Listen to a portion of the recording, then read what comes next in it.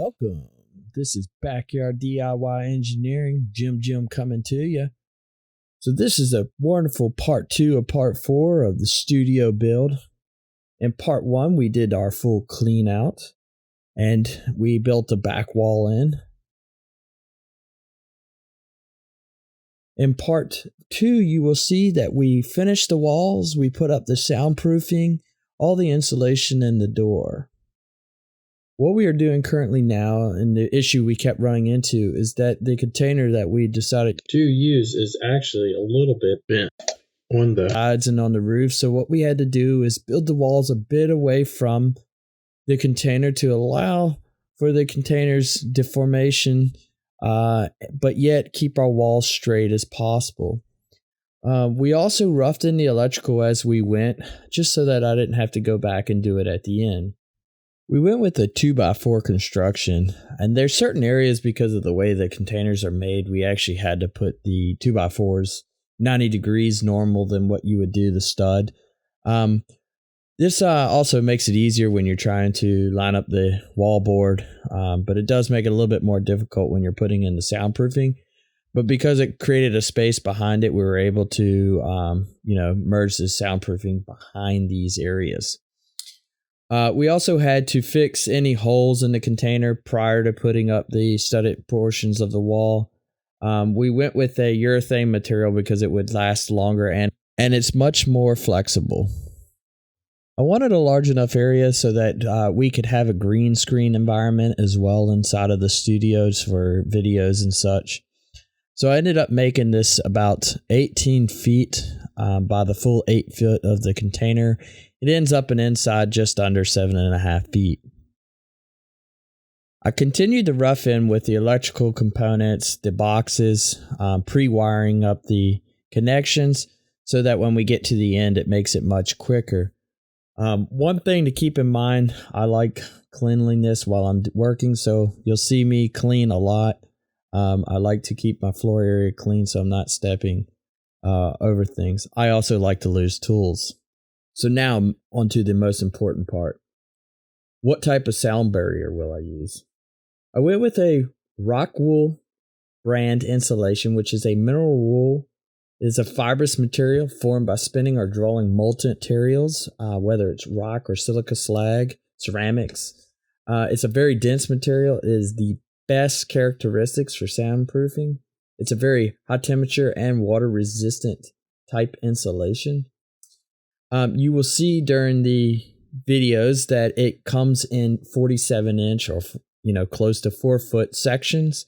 They do that because the stuff is a little bit more heavier than your typical rollout batt insulation, and it's much easier to put in. I then use insulation supports to hold the material into the proper location. You will see in this video how I start with placing in the bottoms. I do use one support on each one about middle way. I do this just so it doesn't fall out, but most of these were fitting very good and snug as they should.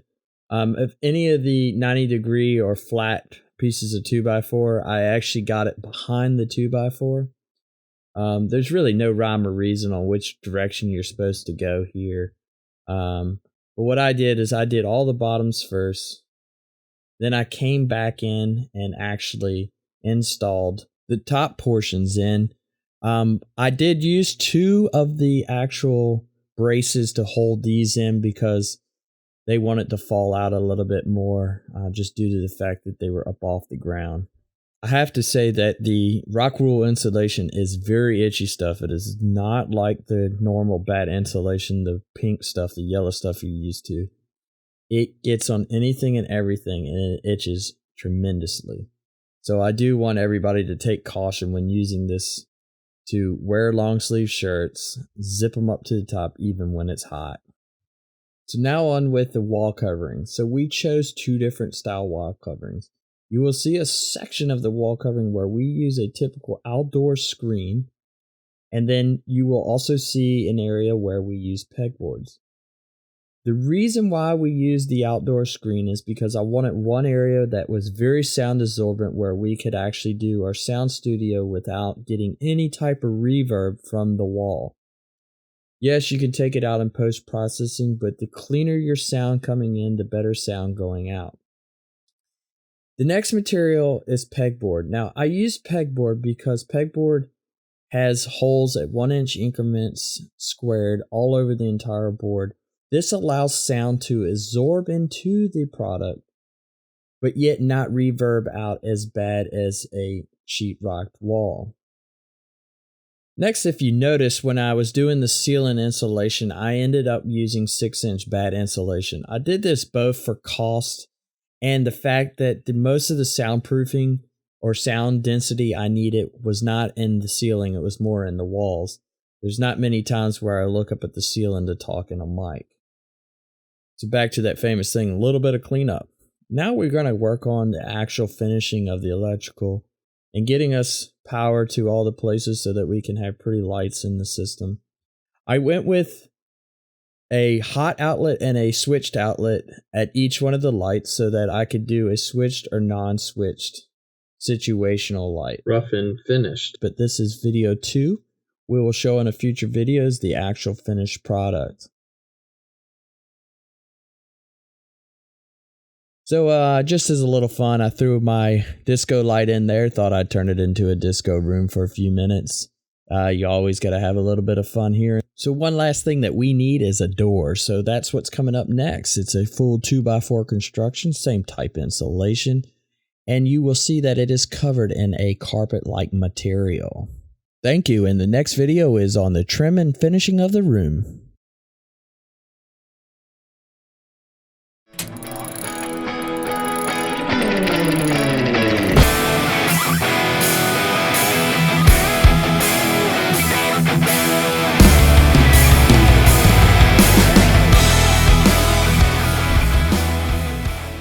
Come on, just 2 clicks. It's just like and subscribe. Thank you.